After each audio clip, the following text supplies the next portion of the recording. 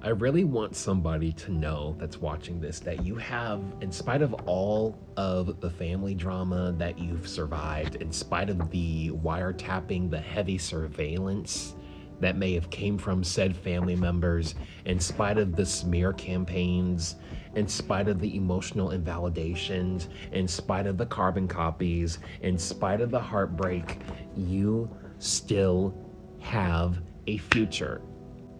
You still have a bright future. In spite of all the things that you experienced, there's something that is going to be happening sooner than expected. And it may feel like you're not ready for it, but you are ready.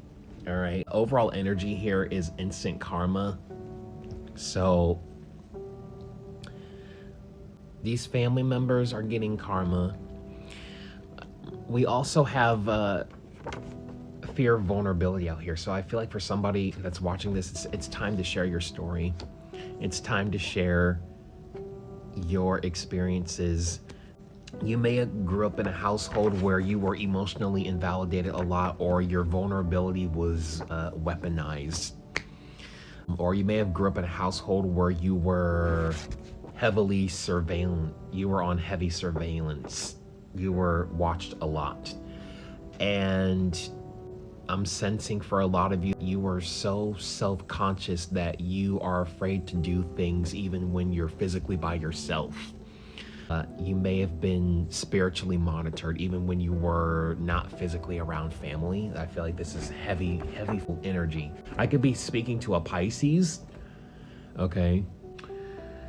You have a bright future ahead of you. In spite of all of this, you false brotherhood, false sisterhood when I split the deck. So you may have even experienced some false communities. Okay. When it comes to family, it's like, for a lot of you, they done right by you materially, but they failed in the emotional department.